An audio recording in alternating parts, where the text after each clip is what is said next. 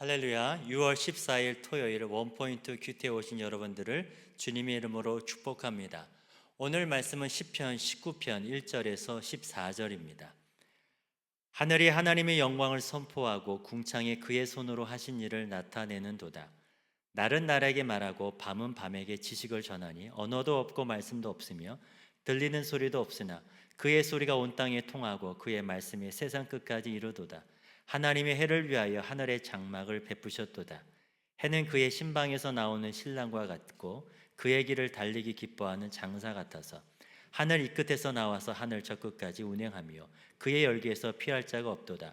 여호와의 율법은 완전하여 영혼을 소성시키며 여호와의 증거는 확실하여 우둔한 자를 지혜롭게 하며 여호와의 교훈은 정직하여 마음을 기쁘게 하고 여호와의 계명은 순결하여 눈을 밝게 하시도다. 여호와를 경외하는 도는 정결하여 영혼까지 이루고 여호와의 법도 진실하여 다 의로우니 금 곧 많은 승금보다 더 사모할 것이며 꿀과 송일꿀보다 더 달도다. 또 주의 종이 이것으로 경고를 받고 이것을 지킴으로 상이 크니이다. 자기 허물을 능히 깨달을 자 누구리요? 나를 숨은 허물에서 벗어나게 하소서. 또 주의 종에게 고의로 죄를 짓지 말게 하사 그 죄가 나를 주장하지 못하게 하소서. 그리하면 내가 정직하여 큰 죄가에서 벗어나겠나이다. 나의 반석이시요 나의 구속자이신 여호와여, 내 입의 말과 마음의 묵상이 주님 앞에 연락되기를 원하나이다. 아멘. 이제 담임 목사님께서 숨어 계시나 계시하시는 하나님이라는 제목으로 큐티 인도해 주시겠습니다. 할렐루야. 네, 오늘 우리 6월 14일입니다. 우리 토요일을 또 맞이하면서 우리는 토요일 날 그 향방이 있는 삶으로 삽니다. 여러분 이런 말씀을 흔히 들어보셨죠? 속도보다 방향이 중요하다. 하나님의 얼굴을 찾는 방향은 예배자의 구도의 길입니다. 그 얼굴 끝에는 영광이 기다리고 있어요. 하나님의 얼굴에 외면하면 거기는 버린 자의 비극이 기다리고 있죠. 오늘도 주님의 성소에 들어가는 이 다윗 같은 마음으로 우리도 이 토요일을 복되게 주의 얼굴을 구하며 나아가는 이 아침이 됐으면 좋겠습니다. 자, 오늘 말씀은 시편 19편 1절에서 14절 말씀. C.S. 루이스라고 여러분 들어보셨나요? 위대한 기독교 문필가죠. 이분이 이 19편을 기독교 역사상 가장 위대한 아주 서사시다, 또 아주 가장 아름다운 하나님의 영광을 선포하는 백미와 같은 시, 이렇게 고백한 적이 있어요. 근데 여러분 보세요. 모든 피조물과 우리들, 하나님이 왜 우리를 세상을 창조했을까요? 우리는 창세기에서 하나님이 궁창 아래의 물과 궁창 위의 물, 또 바다와 육지, 하늘과 또 땅 다 구분한 다음에 하나님이 빛을 받고 해를 받고 달을 심고, 그 다음에 땅에 식물을 심어 놓으시고 바다에 어류를 풀어 놓으시고 공중에 나는 새들을 하나님께서 또 자유롭게 날게 하시고, 또 동시에 땅 위에 있는 식물과 들짐승들을 풀어 놓으셨어요. 그리고 하나님의 형상을 닮은 소위 이미지 오브 갓, 이마고 데이, 라틴어로 말하면 하나님의 형상이라는 영적 존재인 사람을 만들었다 이겁니다. 그러니까 하나님이 온 세상과 사람을 만든 목적은 사귀기 위해서예요. 하나님은 완전하신 분이지만 하나님은 그의 형상을 닮은 존재를 통하여 보기를 기뻐했고, 그 기뻐한 보기의 기쁨의 절정은 온 마음과 뜻을 다하여 하나님을 사랑하고 하나님은 우리를 사랑해 주시는 거예요. 이 사귐만큼 하나님을 즐겁고 기쁘게 하는 게 없습니다.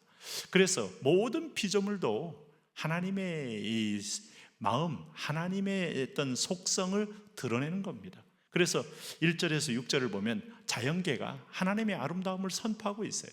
보는 눈이 있습니까? 이걸 우리는 신미안이라고 합니다. 하늘을 보고 바다를 보고 우주를, 공간을 보고, 그리고 식물계를 보고 오늘도 동물계를 보고 하나님의 아름다운 창조의 솜씨를 보면서 참 아름다워라 주님의 세계는 하고 찬송가가 울려 퍼지게 되는 것이죠. 그래서 오늘 여기 1절에 보면 하늘이 하나님의 영광을 선포하고 궁창이 그의 손으로 하신 일을 나타내는도다. 이해가 되시죠? 날은 날에게 말하고 밤은 밤에게 지식을 전하니 언어도 없고 말씀도 없으며 들리는 소리도 없으나 그의 소리가 온 땅에 통하고 그의 말씀이 세상 끝까지 이루도다. 하나님의 해를 위하여 하늘에 장막을 베푸셨도다. 해는 그의 신방에서 나오는 신랑과 같고 그의 길을 달리기 기뻐하는 장사 같아서 하늘 이 끝에서 나와서 하늘 저 끝까지 운행하며 그의 열기에서 피할 자가 없도다. 오늘 지상과 우주에 하나님께서 이 엄청난 크기와 이 범위, 이런 걸 통하여 하나님의 광대하심을 선포하는 거예요. 그리고 모든 행성들의 위치를 정확하게 제자리를 정하시고 그 제자리에서 자전하고 공존하게 하면서 우주에 우리가 수만이 살 수 없는, 이 말은 결코 과장이 아니죠. 셀 수가 없습니다. 현대과학은 하늘의 행성들을 셀 수가 없습니다. 완벽한 자기의 궤도를 가지고 돌아가게 하시면서 하나님이 세계 우주의 질서를 잡는 것 보면 너무나 놀랍지 않습니까? 하나님의 영광을 선포하고 하나님이 하신 일을 손으로 나타내는 거 아닙니까? 그런데도 하나님을 못 믿어요? 그런데도 전능자를 인정하지 않아요? 아니요, 인정합니다. 아니요, 믿습니다. 그러나 하나님의 자녀가 못 됩니다. 왜요? 그 가운데서 하나님이 특별히 우리에게만 또 보여주는 하나님의 어록이 있어요. 그게 바로 하나님 말씀이죠. 우리는 이걸 특별 은혜다, 이런 말까지 붙입니다. 오늘 7절에 보면 여호와의 율법은 완전하여 영혼을 소성시키며 여호와의 증거는 확실하여 우둔한 자를 지혜롭게 하며. 가끔 이렇게 재미있는 일화들이 있는데, 글은 몰라도 성경을 접하다가 성경을 통하여 눈을 떠서 글을 읽으면서 상당히 지혜로운 옛 어른들이 계셨어요. 이런 사람은 어디 박사학위를 여러 개 받은 사람, 그분도 똑똑하지만 지식에서 찾을 수 없는 하나님의 계시와 지식, 성령이 가르쳐주는 최고의 교사이신 성령이 가르쳐주는 그런 가르침을 따라 살 때 참 지혜롭게 사는 분들이 있습니다. 지식 위에 있는 게 지혜입니다. 우리가 이 하나님의 율법, 하나님의 증거, 이건 우리에게 지혜와 계시의 정신을 주니까 깨닫게 되는 겁니다. 마치 에베소서의 표현대로 하면 눈이 열려야 됩니다.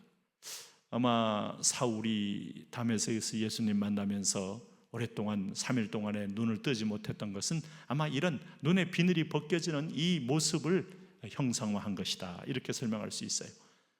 이제까지 내 눈으로 봤던 내 욕심, 내 생각, 내 태도 봤던 세계관에서 하나님의 눈으로 볼 줄 아는 하나님의 자녀, 주인의 눈으로 볼 줄 아는 엄청난 시각을 갖게 되는 거죠. 그럴 때 말씀이 들어오는 겁니다. 말씀이 깨달아지는 겁니다.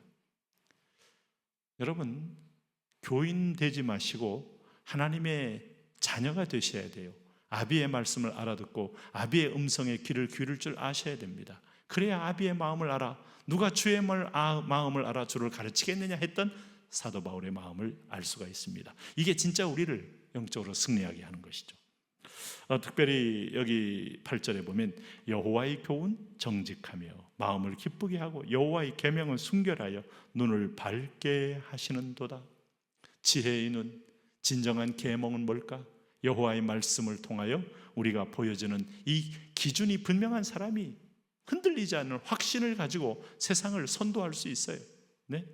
여호와를 경외하는 도는 정결하여 영원까지 이르고 여호와의 법도 진실하여 다 의로우니 금곧 많은 순금보다 더 사모할 것이며 꿀과 송이꿀보다 더 달도다. 이게 바로 하나님 말씀의 진가입니다. 자, 하나님의 말씀을 마음에 담도록 지음받은 우리, 그리고 하나님과 영적으로 통하기 위해서 영성을 받은 우리가 진짜 우리 영성이 최고로 영화로울 때는 하나님과 소통할 때, 하나님의 말씀을 내 마음에 받을 때, 이때 가장 영화로워집니다. 여러분, 믿음의 성도를 볼 때 말씀을 충만히 받고 은혜 받으면 얼굴과 눈에서 광채 나는 거 보이죠? 절에 가서 수련한 사람이 그런 광채 보입니까? 아니면 이단 종파에 갔던 사람들이 그런 광채가 보입니까? 무서운 어떤 미혹의 눈, 아니면 길을 잃어버리는 어떤 망자의 눈, 이런 건 볼 수 있을지 모르지만 광채 나는 건 진리의 빛이 내게 들어오잖아요. 그래서 교회에서 만나는 이 아름다운 이 영적 공동체는요, 생명의 말씀이 저분에게도 양식으로 임했구나 하는데, 그게 은혜입니다. 그게 구원이에요. 그게 선택받은 자의 특권이에요. 그래서 11절에 보니까 또 주의 종이 이것으로 경고를 받고 이것을 지킴으로 상이 크다. 다윗은 하나님 말씀으로 경고받고 말씀을 지킴으로 상이 있다는 분명한 이 축복과 저주에 대한 것도 우리 신명기 28장의 말씀이 오늘 시편 19편에서 다시 한번 그도 고백적으로 표현되어지는 겁니다. 그러므로 오늘 그는 소원이 있어요. 온 우주가 하나님 자신을 드러내며 나와 교제하자, 나와 소통하자 하는데 이걸 뿌리친다는 것은 어리석음의 여러분 끝판왕이 되기 때문에 13절 말씀 보세요. 주의 종에게 고의로 죄를 짓지 말게 하사 그 죄가 나를 주장하지 못하게 하소서.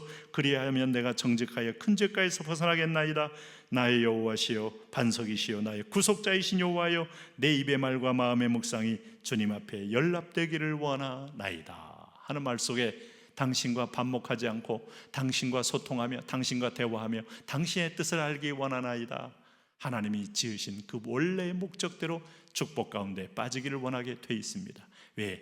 이것이 내 생애에서 가장 영화롭기 때문입니다. 오늘 말씀 묵상하는 여러분에게 이런 은혜가 시작됩니다. 말씀에 붙들린 여러분에게 이런 영광이 나오기 시작합니다.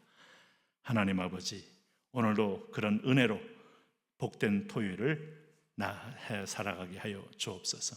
예수님 이름으로 기도합니다. 아멘.